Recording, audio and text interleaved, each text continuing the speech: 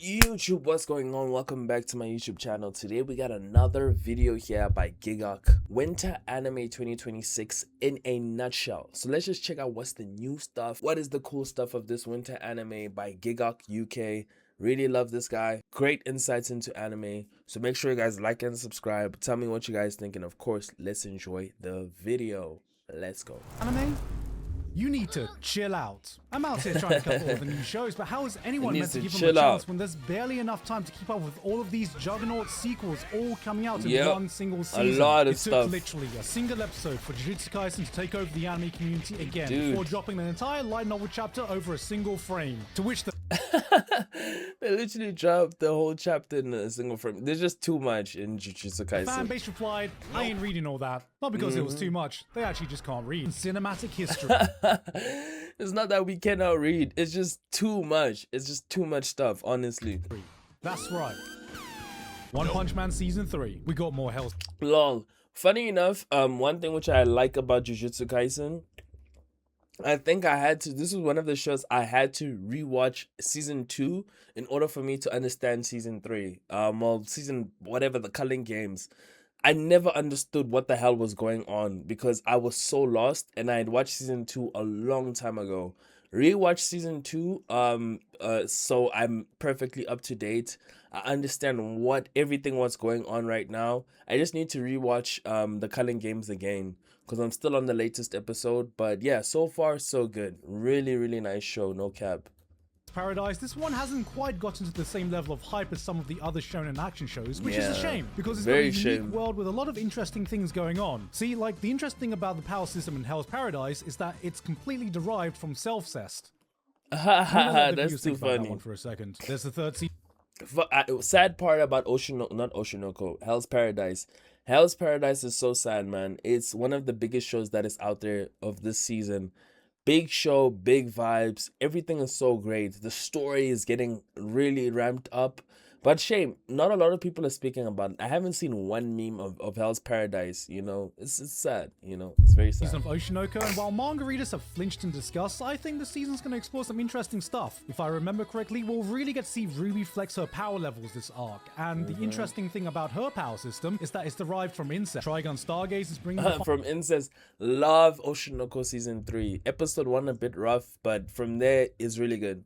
It's really, really good. I enjoyed it so much. Final season of the Trigun remake. Fire Force is also in its final season. And from the out of context clips I've seen, there are some absolutely insane things going on that makes me want to catch up. Frieren has finally returned, and while I'm dead, Fire Force is amazing.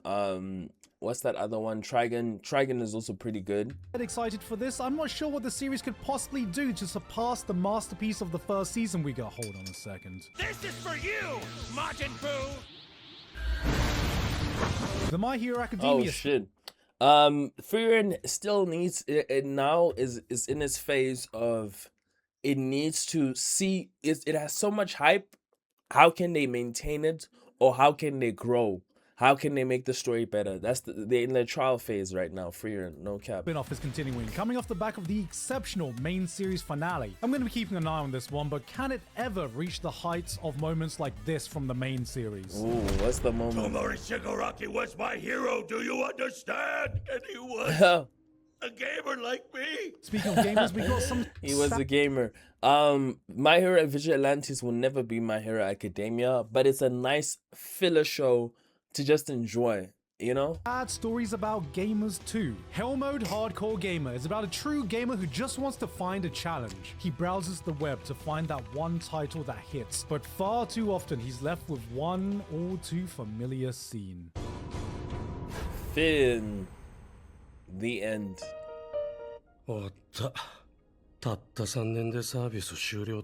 Damn. Wow. That's crazy. After 3 years? It's been 3 years since the launch of Honkai Star Rail, and today they are celebrating with the release of their... Oh, Giga, let him make his money, guys. We skip ads.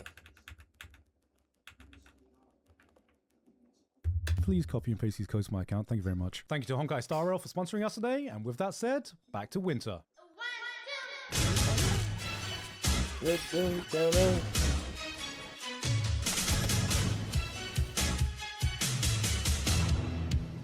Damn, that is a good set song. in America? What the hell's gonna happen here? Oh! One of the wildest concepts of the season, we have the Darwin incident. Oh, man. This is one show that I've seen everywhere. I'm like, dude, Hell's Paradise couldn't even get the same hype this one has. This one has been everywhere. Honestly, like amongst black creators especially. So, yeah, funny enough, ironic that it's a monkey. But it's a really good show that I've seen everywhere. Starring the most unique protagonist you're going to see in winter. There is no mistake now. This baby is a hybrid born of a human and a chimpanzee. A humanzee. Ah, shit, it's Furious George. Only in anime would you get a political thriller starring a humanzee hybrid created by a doctor named Gross Man, set in America being attacked by a terrorist organization led by Obama, who are terrorizing America because they are, I shit you not, vegans. Vegans. And have it be played 100% straight. Look, I gotta give credit to the American characters though. He goes to high school and he's not bullied because he's a different race or for his looks, or that he's a failed half-human animal experimental abomination. Humanzee. They're just bullying him because he's vegan. Why? This is a series that has the potential to use its insane premise to explore some interesting ideas, if it's able to balance out some of its self-indulgent philosophical musings every time someone asks Serious George a question here. Say there was a mouse carrying a deadly disease for humans. What would you do in that case, huh? If it was me, I think I'd shoot the mouse. Yeah. Yeah, that's pretty accurate. He's right. He's right. I agree with that. A new Fate set in America? What the hell's gonna happen here? Yes, we got a new Fate anime in the good old US of A. America have entered the fray, deciding to hold their own Holy Grail war with guns, burgers, and freedom for some reason we don't understand. Oh shit, is that oil? We're gonna keep it. If you're unaware, at its core, Fate is just a hypothetical Fortnite battle royale, except you get to match up some of the most legendary figures in history and see them fight. Take a person like Alexander the Great, living up to his namesake as one of the greatest generals the world has ever seen, commanding an army that never knew defeat, never lost a battle, becoming a symbol of the Greek Empire that the world still remembers to this day. But can they stop Prime Messi? Typically in the can't. One thing which I love about the Fate series, I feel like this is one of the great series. If you've never watched Fate Zero or any of the Fates, one thing which I like about Fate, you can watch any single series and you can literally get into it. I feel like Fate Zero explains it to a T, because I did rewatch Fate Zero and it was fucking amazing. It was another amazing experience again. But if you rewatch maybe Fate Zero, then jump to this, you don't need to watch anything more, because I feel like Fate is one of those series you can just jump into it and have fun. It's honestly fucking confusing. Trust. That's all of the Fate series. That's what turned me off watching Fate Zero the first time, because I felt like I missed 2 seasons, you know? But it's just like that. Fate is just so fucking confusing. That's how it is.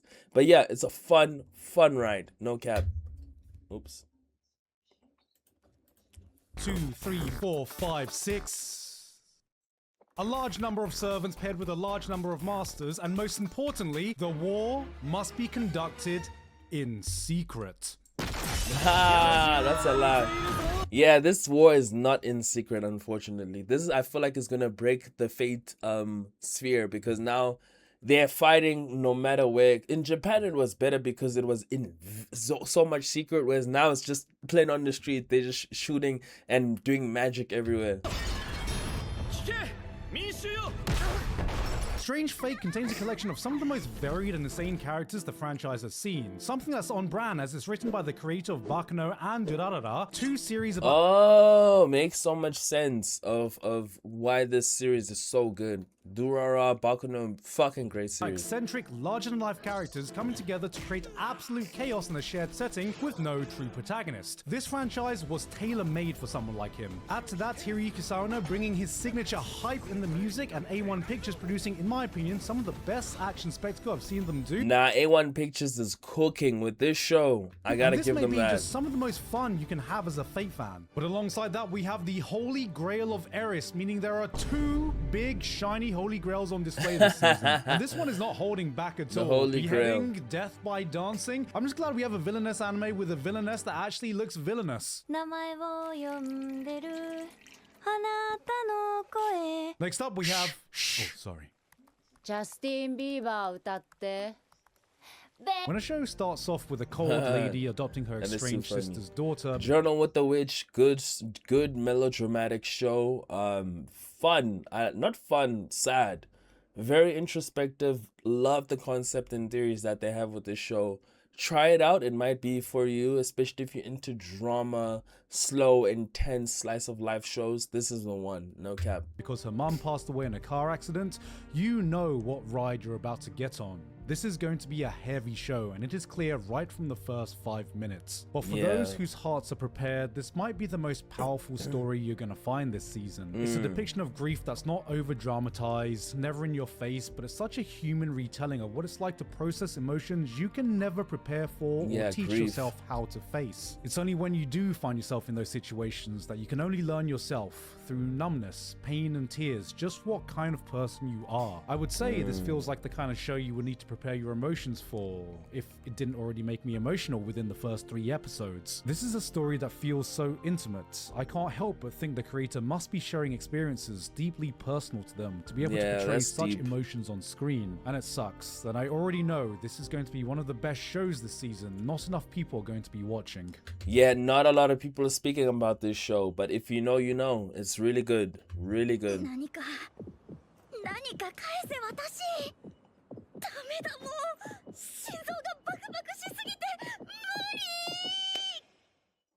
Oh shit. Damn, you having 5 babies? This season we That's too funny. Feasting with great romance anime, whichever subgenre you are looking for. Starting with one of my most anticipated, You and I Are Polar Opposites. Anime fans have never quite financially recovered from the Gyaru takeover Marin Kitagawa initiated, but this time we actually get to see things from the girls' perspective, which is a cool idea, but we all know how it goes now, guys. It looks cute right now, but we'll see how it is in another 2 seasons when somebody actually tries and shoots their shot.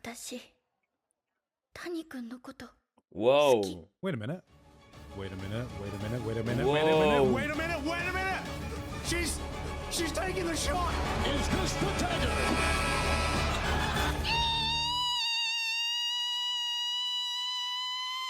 Wow. No way. Episode 1. Yeah, that's true, man. I feel like some romance shows are so good, but they take so much fucking time with the romance.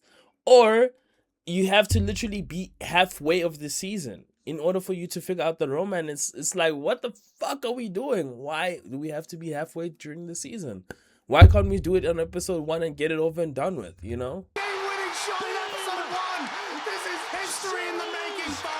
Honestly, this might be one of the most awkwardly wholesome romances I've seen in recent times. Normally, I'm not into this kind of thing, but aside from being just cute, it's so painfully relatable at some points. The guy Googling how to keep a conversation with his girlfriend and getting caught. The two of them having completely different reads of a movie they watch together that make them understand each other just a bit more. The show so perfectly captures what it's like to be in that honeymoon period with a new partner. Nothing too cliche, nothing too over the top, just 2 dweebs awkwardly navigating a new relationship with each other.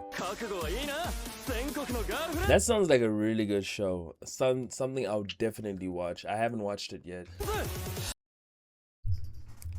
Let's go. Idol arrested, charged with domestic violence. Next up, we've got a girl who takes care of her male idol who's actually cripplingly anxious whenever he's not on stage. Oshi the Rock. I was ready to clown on this one, but it's honestly a well-produced, self-aware comedy featuring a boy failure and a girl failure in one. The show feels like it's tailor-made for every Stray Kids fan who's aware enough of the pitfalls of the industry and wishes they could potentially help their favorite through the worst of it. After Oshinoko, I think we deserve a happy show about the idol industry for once, not you. That is a really good show. Taman's B-side is up there. Peak idol comedy. It's just funny. It's a funny, fun show. Very cliche in some of the moments, but fun. I liked it a lot. I loved it a lot.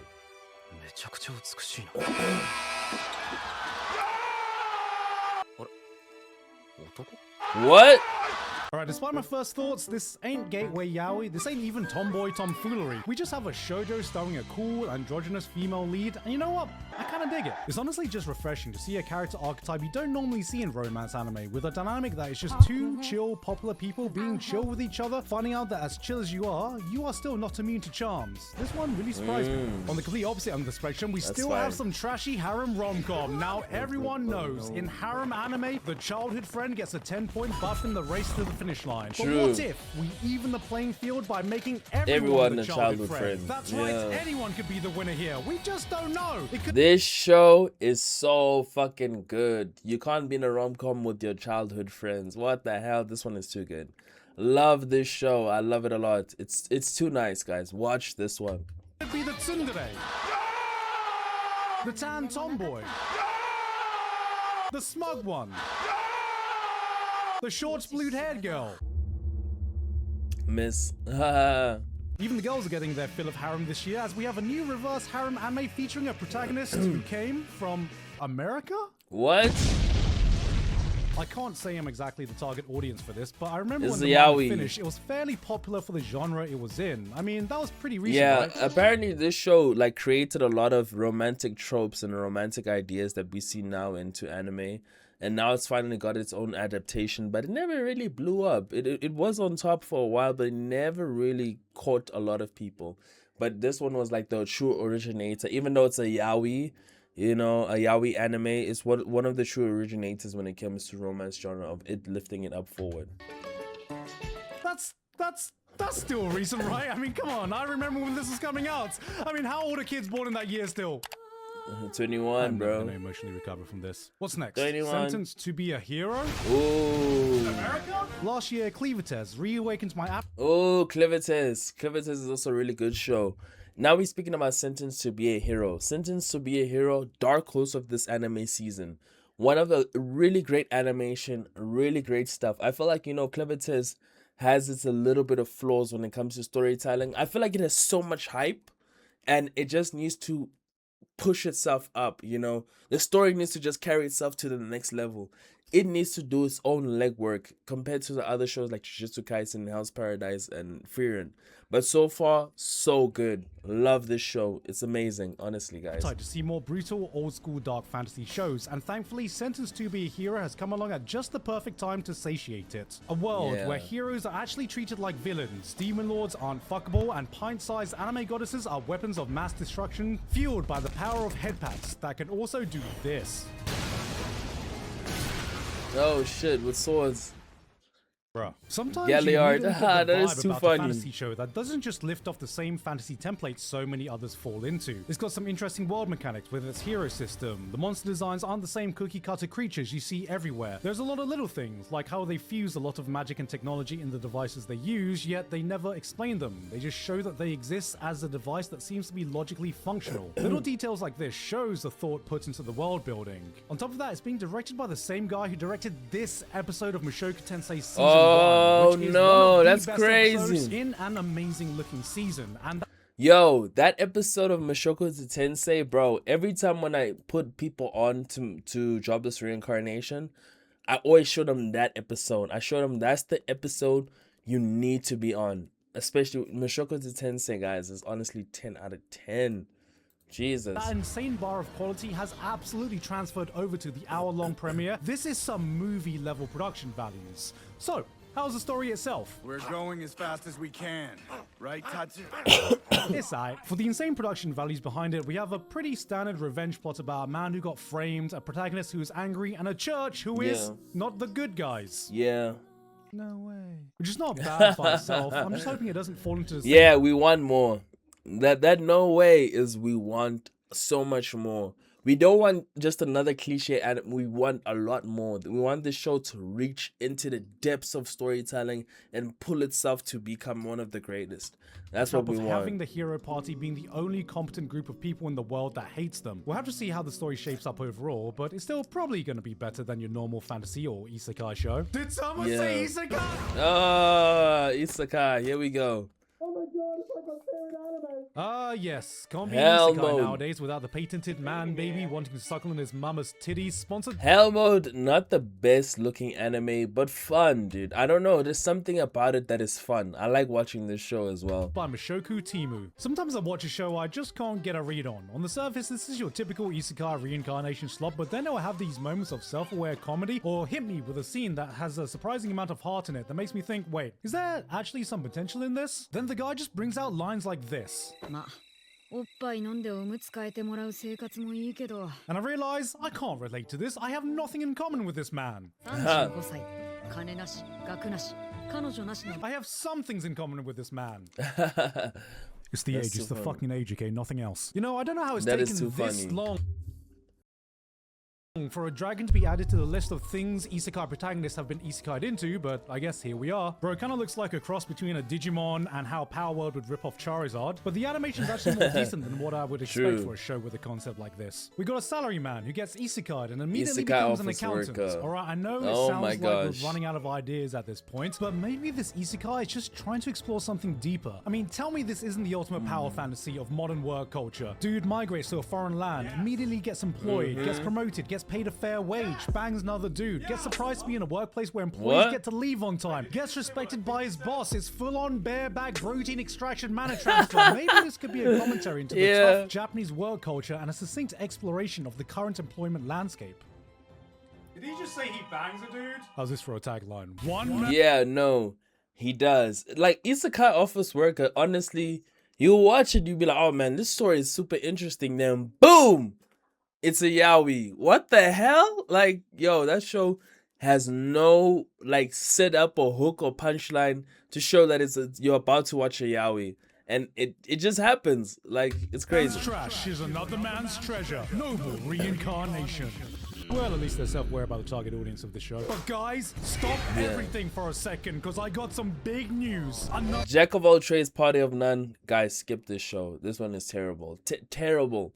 I hated this one. This one, it's not that I hated it. It started off good, but the more you watch it and like, it has no escapism, no self-awareness, very, very dry. Do not watch this. This is one isekai I wouldn't recommend you guys watch. The protagonist has been kicked out of the heroes party. Shit! Blood's even got the Kirito preset for the full beta experience. But you know, out of all the kicked out of the heroes party anime, this one's kind of enjoyable actually. I don't know, something about the concept of a guy who's queued up as autofill his entire life, reaching his full potential by not filling in from random roles, scratches this part of my brain I didn't know I had. Alright, what's next? Kunon the Sorcerer Can See. Kunon the Sorcerer Can See. It's not bad. It's not bad. I mean, it's better than that one, the party, whatever, the one with the no heroes party. That one sucked. This one is not bad, guys. Come on.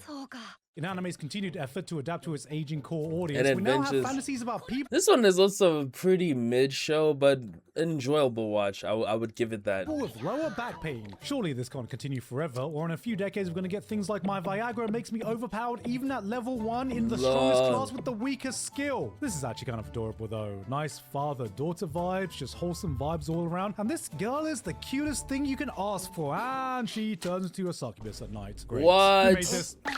Who's responsible for this? Police! Help! But hey, she's not the only cute daughter on this latest season. That's crazy. Demon King's daughter is too kind. Let's see what this adorable cinnamon roll gets up to. God damn, they teaching weaves how to do laundry now? Wait, hold on though. The vibes. This beautiful setting, the way the main girl describes the process so sensually. Why am I low-key getting invested in this?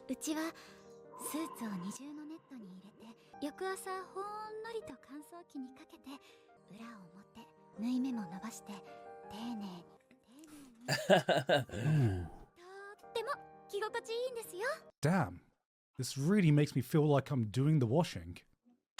If watching Beast games isn't dystopian enough for you, then how about a maid-centric death game where the protagonist is trying to survive 99 games out of her own volition? This is basically high elo surfing with a death game twist, but what makes it truly stand out is the director, whose previous work was an absolutely incredibly beautiful and atmospheric series about a guy falling for his stepsister. But that atmospheric... I have to say, Days with the Stepsister sucked. That was the worst fucking anime I'd ever watched in my fucking life. That was the... I regret watching that anime. But this one seems pretty interesting. Approach is cranked up even higher here. This feels like a mix of Monogatari, Madoka, and Squid Game. The OST and sound design are immaculate. Gore is... Having those comparisons, Monogatari, Madoka, and Squid Game, those are top tiers. If you've never watched the Monogatari series, oh my god, you're missing out. Where have you been? Replaced with cotton wool, which honestly makes it even more disturbing as you hear the screams of pain as characters are brutally murdered to the sight of light, fluffy visuals that only serve to dehumanize the characters playing this game. This is one I'm definitely going to continue watching. And from there, we have a wholesome romance of a blind girl and her soon-to-be invisible husband, which is just a totally adorable match made in heaven. A girl who can't see and a guy who can't be seen, which means they just have the most innocent relationship you can possibly ask for, because how could she possibly thirst over nothing at all?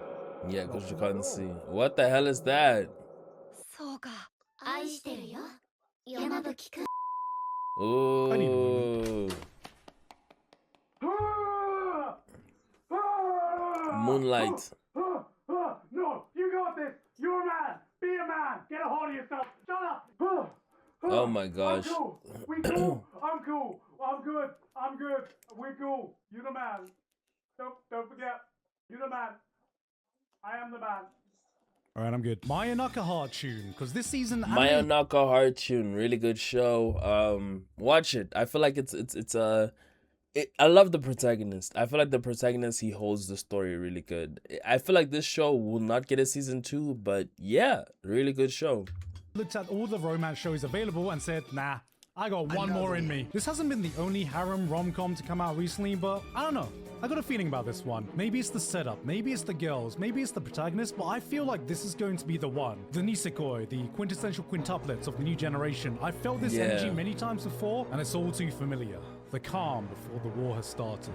And you know what? Oh my Maybe gosh, the 10 or waifu so years war. ago, I'd be right in the trenches fighting, because this would have been my kind of show. But I've done it so many times now that I feel like maybe I'm just getting a bit too old nowadays to get invested in a show like this.